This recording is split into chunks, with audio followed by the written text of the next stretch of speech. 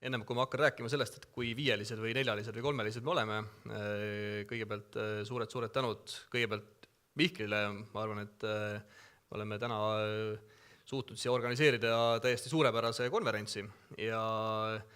loomulikult ka Christophile. Thank you, Christoph, for coming to Estonia and it's very actually accurate in those days to give the kind of overview of the global sense what we are facing in energy and climate policy, I think, because in case of Estonia, we are just struggling, I mean, in internal issues, I think, and our mindset is kind of, I mean, not to be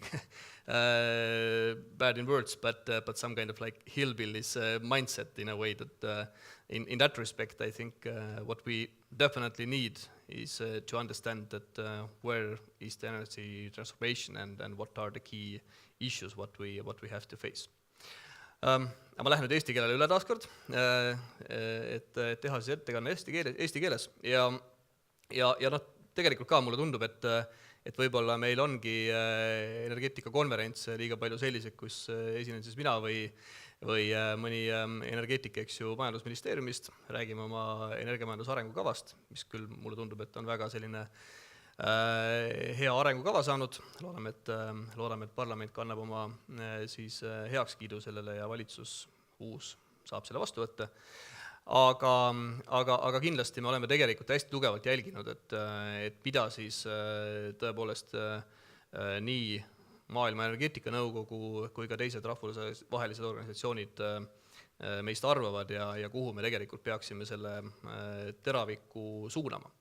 Ja kõikidele teistele, kes kavatsevad energeetikakonverentse korraldada, siis see Nordic Hotel Forum on kusjuures väga hea koht ja see ruum siin, et miks ma seda ütlen, et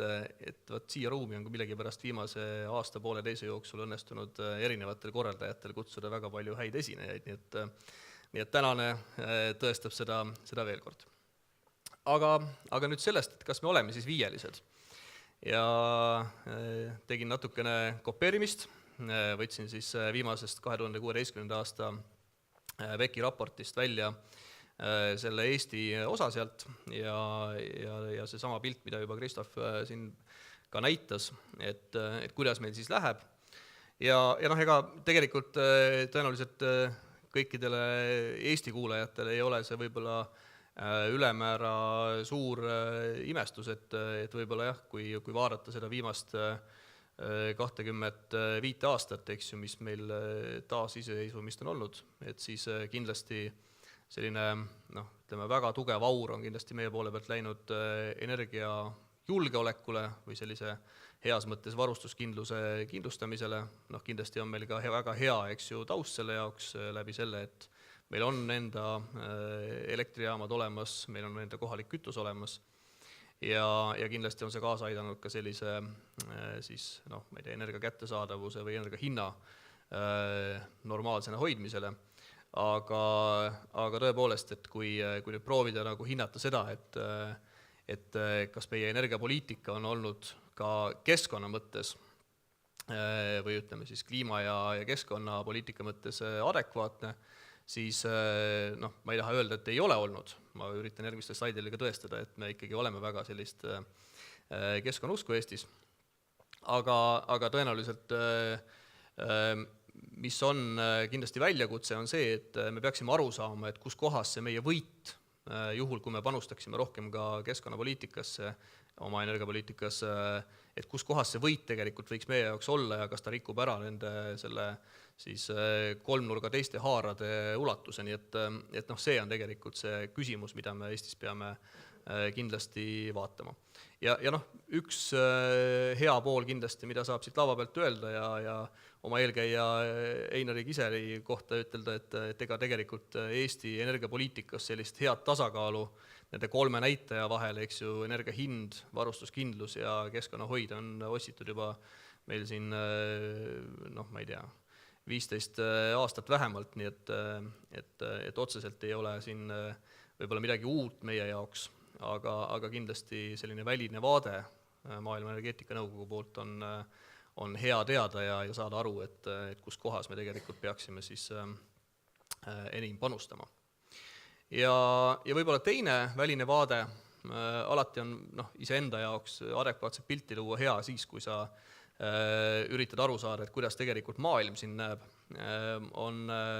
Rahvusvahelise Energiaagentuuri poolt, mille liige Eesti on siis ka aastast 2014. Pildid iseenesest on küll vanad, tegemist on 2013. aasta raportiga, aga võib-olla see ei ole ka nagu kõige olulisem, et ta pigem, mida ma tahan näidata, on see, et mismoodi maailm neid näeb. Ta näeb seda, et taasiseseisvumisega tegelikult kukkus ära väga palju primaarenergia tarbimist ja teine pilt võib-olla, mida siit meelde jätta, on see, et tänu peamiselt majanduse või SKP tõusule on meie energiaintensiivsus või majanduse energiatõhusus suuresti vähenenud ja täpselt samamoodi on ka siis CO2 või süsinikdioksiidi heited vähenenud. Aga mida siit on juba näha, on tegelikult see, et me oleme kuskil aastast 2005 ka nende osas tegelikult püsinud suhteliselt ühe koha peal, olenevalt siis aastast natukene kas üles või allapoole kõikunud. Ja tegelikult, kui me nüüd üritame seda panna sellesse eelmisesse kolmnurga konteksti, siis me peaksime aru saama, et kas see ongi see tase, kuhu me oleme jõudnud, mida me peaksime hoidma, või me peaksime siit tegelikult edasi liikuma ja ütleme siis läbi siis selle sama keskkonna või energia poole või energiatõhususe poole leidma siis uusi lahendusi iseenda jaoks. Ja võib-olla üks pilt, mis veel iseloomustab natukene seda, et kuidas meil Eestis läinud on ajalooliselt, et mis meid tegelikult väga tugevalt siin ju käimas hoiab, on energiasõltuvus ühest küljest, et ma arvan, et siin on tegelikult Eestis asjad väga hästi. Eesti on mitte ainult Euroopa Liidu, vaid kõikide Euroopa riikide energiasõltuvuse mõttes siis Norra järel teisel kohal, ehk siis meil tõepoolest on asjad hästi. Ja teine aspekt siia juurde, et mis seda sõltuvust siis aitab parandada, panin siia tulpadele lihtsalt taastuvenergia ja taastuvelektri osakaalude kasvu meil siin möödunud kümnendi vältel ja nagu näha, et tegelikult selline ka taastuvate allikate kasutusele võtmine või rohkem keskkonna poole kaldu olemine ei ole täpselt mitte energiasõltuvusele halvasti mõjunud, pigem vastupidi, tegemist on, eks ju, kohalike allikatega ja kui nüüd vaadata seda, et kuhu me võiksime jõuda aastal 2030, 2020 jätsin siit kõrvale, siis vähemalt tänane see arengukava eelnõu ütleb seda, et me peaksime siis tõepoolest taastuvate allikate kontekstis jõudma 50%-lise osakaaluni energia tarbimises siis, aga ka elektritarbimises. Ja täna arengukava annab kõik eeldused selleks, et samal ajal tegelikult meie energiasõltuvus võiks jõuda välja nulli. Nii et loomulikult neid raamtingimusi, mis peaksid selle jaoks sobivad olema, on väga-väga palju, aga mida ma tahan siis ütelda on see, et meil tegelikult on potentsiaali siis olla rohkem keskkonnasõbralikumad ja samal ajal ka tegelikult suurendada enda energiajulgeolekut. Majanduse energiamahukus. Kindlasti üks aspekt, mis meie jaoks on probleem. Et kui me vaatame ennast võib-olla siin Euroopa kaardi peal teiste riikidega võrreldes, siis rohelise tooni mõttes ei ole me kõige halvemad, eks ju, üsna võrdväärne seal Soomega või mõne teise riigiga veel. Aga muidugi, mis on väike probleem, on see, et meie sisemajanduse kogutoodang on, eks ju, üle 2 korra väiksem, nii et järelikult me tegelikult ikkagi raiskame väga-väga palju energiat. Omad põhjused sellele on kindlasti olemas, ma ei hakka rääkima, eks ju, elektri neteksportijaks olemisest, mis kindlasti annab ka meie majandusele väga suure panuse, tõstab meie SKP-d. Aga teistpidi, kui me hiljem ka vaatame natukene neid sektoreid, et kus kohas meil energiat tarbitakse ja kui palju tegelikult on seda kokkuhoiu potentsiaali, siis kindlasti meie majanduse energiamahukus võiks väga-väga olulisel määral väheneda ja mida me siis ka oma arengute planeerimise juures arvutasime ja välja tõime, on see, et loomulikult ka ühest küljest tänu meie sisemajanduse kogutoodangu kasvule, kus me võtsime arvesse Rahandusministeeriumi baasprognoosi aastani 2030, aga tegelikult ka väiksemale siis energiatarbimisele, primaarenergia tarbimisele, on meil tegelikult võimalik oma majandusenergiamahukust oluliselt alla viia ja arvutused näitavad, et kuni seal 66%, eks ju, ütleme vähemalt 50% viia alla, nii et kindlasti potentsiaal on olemas. Küsimus on, et millised on tegelikult siis need meetmed, need tegevused, mida siin kas siis riigi poole pealt või turuosaliste ja turu poole pealt on võimalik selleks ette võtta. Ja tulles nüüd arengukava juurde, meil on küll natuke teistmoodi nimetatud arengukavas neid haarasid, siis kui Maailma Energeetikanõukogu sellest dilemmas, aga suuresti on nad tegelikult need samad, mille vahel me siis tegelikult otsime sellist head tasakaalu, on varustuskindlus, ehk siis selline energiajulgeoleku mõõde, primaarenergia sääst, mis mõnes mõttes võtab kokku nii energia kättesaadavuse, mis tegelikult meil Eesti kontekstis on justkui selline nagu iseenesestmõistetav asi, et me kuidagi nagu ei suuda ennast sinna mõelda, et me ei saaks näiteks energiat tarbida. Ja loomulikult võtab enda alla ka kõik tegevused, mis seonduvad keskkonnahoiuga, energia säästmisega ja nii edasi. Ja võib-olla üks selline täiendav aspekt, mida WEC-i dilemmas ei ole, on tegelikult selline majanduse seisund. Et mida me tegelikult üritasime ka siis arengukava väljatöötamisel hästi tugevalt kaardistada, on see, et kuidas energeetikasektor ise saaks panustada majandusse. Sest ühest küljest niisugune paras kommunaalsektor, eks ju, et loomulikult energeetikat võib vaadata kui vahendeid selleks, et meie majandus läheks hästi, ma ei tea, näiteks diferentseerides siin elektri hindasid selleks, et konkurentsivõime suureneks, eks ju, ja nii edasi. Aga teistpidi arvestades seda, et energeetikasektor, kui me võtame mitte ainult puhtalt energeetika, vaid ka sellega kaasnevad sektorid, moodustab meil kuskil 10% Eesti majandusest, et siis ilmselgelt, kas siis kokku tõmmates, laiendades, tootlikkust tõstes, on energeetikasektoril endal võimalik täpselt samamoodi panustada Eesti majandusarengusse. Ja mida me nägime, et tõepoolest, kui me selle arengukava meetmed tegevused suudame ellu viia, siis võrreldes sellise tavapärase stsenaariumiga kuskil 2% majanduskasvu on võimalik energeetikast juurde saada kuni aastani 2030. Ja seekord ka vaatasime siin arengukava raames natuke laiemalt teemasid, ei keskendunud ainult elektrile ja soojusmajandusele, vaid tõime juurde ka elamumajandusega või siis peamiselt hoonete energiatõhususega seonduvad küsimused.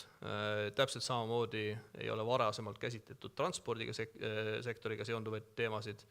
aga samal ajal me teame, eks ju, et transpordienergia tarbimine moodustab väga-väga suure hulga meie energiatarbimisest Eestis ja proovisime hinnata ka siis arengukava raames, et kas meil on võimalik toota kodumaiseid kütuseid ka siis täiendavalt sellele, mida me tänasel päeval juba teeme. Ja mis need tegevused on, mida siis ühe või teise ütleme sellise WEC-i-haara kontekstis me teeme. Esiteks energiavarustuskindlusesse või julgeolekusse panustavad tegevused, kus me sisuliselt üritame riigi poole pealt sekkuda nii vähe kui võimalik turgudele, ehk siis, et kui me nüüd tuleme tagasi korraks Christoph Rai ettekande juurde, et siis ütleme niimoodi, et Eesti tahaks turgudel käituda sellise niisuguse maheda džässi kombel kindlasti, aga kindlasti võiksid seal olla sellised mõned sümfoonia elemendid juures, kus me tõepoolest energiajulgeoleku kontekstis ütleme seda, kui palju meil peaks olema siis tootmisvõimekust, et ikkagi igal ajahetkel tagada enda tarbijate energiavarustus. Ja ega seal turgudel tegelikult suurt midagi muutma ei pea, ma arvan, et ütleme selline Baltimaade, Põhjamaade elektri- ja gaasiturgude korraldus on iseenesest üsna hästi käima läinud. Meie nagu peamine väljakutse ja võib-olla ma usun, et me räägime sellest ka siin paneelis natukene rohkem pärast, on rohkem selles, et mismoodi siis teised riigid käituvad, sest Eesti on selline korralik pioneer olnud, ma arvan, nii elektriturul kui ka gaasiturul ja pigem me eeldaksime, et teised riigid tuleksid samamoodi järgi või siis leitakse mingisugune muu kokkulepe, kuidas edasi toimida. Ja infrastruktuuri loomulikult saab riik kas siis otse panustades tegevusi teha nii gaasi kui elektri infrastruktuuri, et meil oleks olemas piisavad võrguühendused teiste Euroopa Liidu riikidega. Ütleme, on võimalik allokeerida, infrastruktuuri kulusid oma võrgutariifidesse ja mis on kindlasti Eesti jaoks hea, on see, et Euroopa Liidus on olemas ka siis ülepiiriliste ühenduste ehitamiseks rahalised vahendid ja kui ma nüüd ei eksi, siis Eesti on olnud vist kõige edukam riik Euroopa Liidust, kes neid vahendid on siin kasutanud nii elektri kui tulevikus ka gaasiühenduste ehitamise jaoks. Energia kättesaadavus ja pigem mina ütleks selline energia hind ja energia tõhusus, mida me üritasime selle arengukava väljatöötamise juures siis kaardistada, on see, et kuhu meie energiat kulub ja milline on see tulevikuprognoos. Ja mida me tegelikult leidsime, kellelgi ei ole kindlasti üllatus see, et meie hoonefond on väga-väga ütleme suure energiasäästu potentsiaaliga ühest küljest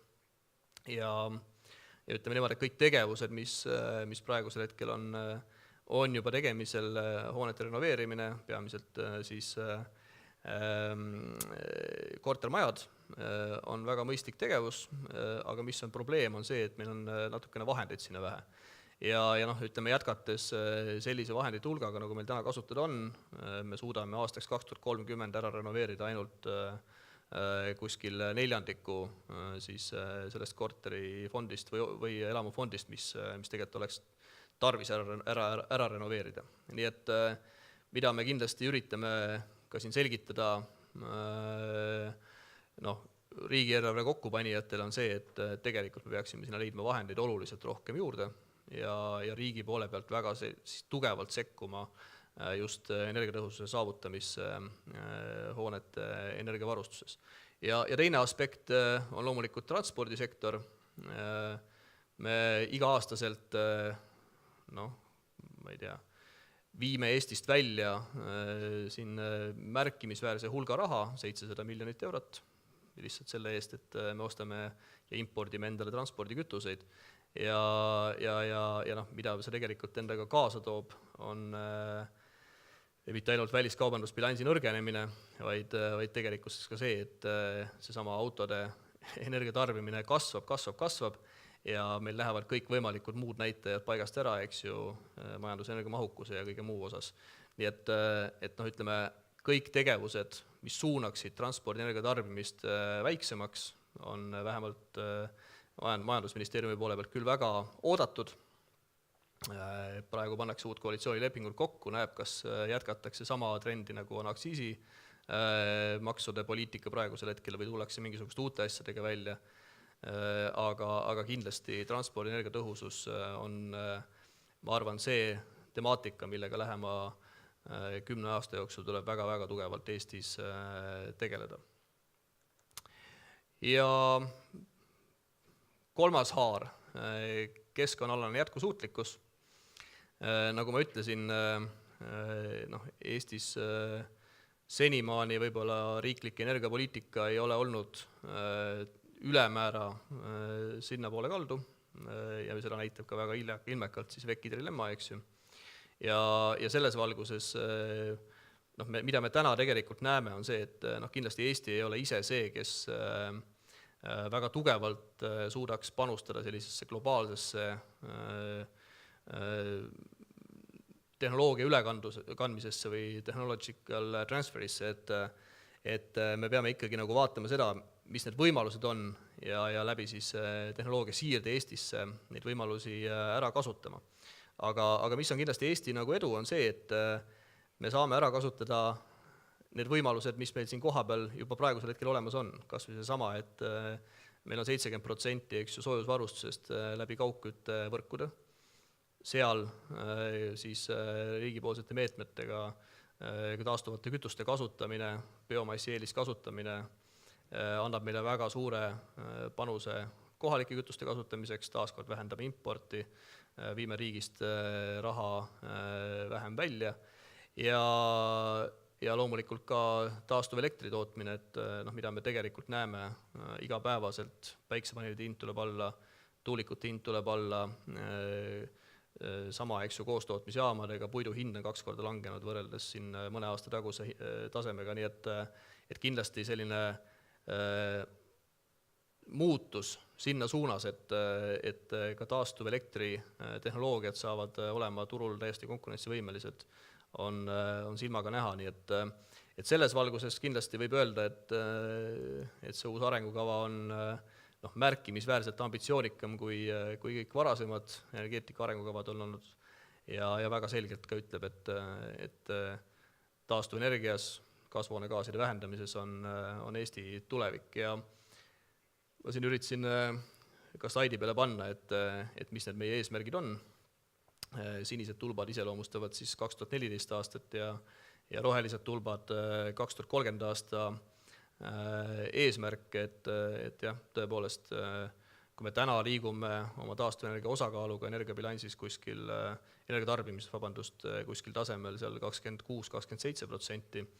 et siis väga jõuliselt kasutades biomassi siis kaugküttesoojuse tootmisel, kus ilma väga suurte pingutusteta tegelikult on võimalik saavutada kuskil 80% eesmärk ja samamoodi kasutades ära oma võimalused elektri tootmiseks taastuvatest allikatest, juba täna on meil kuskil 20%, siin arendamisel projektid tõstavad selle osakaalu kuskil 30%-ni ja meil on tegelikult palju kasutamata ressurssi veel taastuva elektri tootmiseks, et ka sealt 50% välja võtta ei ole kuidagi majanduslikult ebamõistlik. Et kõik see tegelikult annab kokku selle, et me väga niimoodi suhteliselt kerge vaevaga juba täna nähtavates sellistes raamides suudame saavutada selle 50% eesmärgi. Ja ega mis seal salata, siin kindlasti ka need aspektid, mida on meil näiteks siin taastuvenergia koda välja käinud, et tõstame selle eesmärgi 100% peale. Ühest küljest ma ei taha öelda, et see 100% peaks olema eesmärk, aga teistpidi, kui hakata vaatama seda läbi siis investeeringutegevuse, siis kindlasti võib olla ka seal oma mõte sees. Kokkuvõtvalt, mida saab öelda, et selline VEC-i lähenemine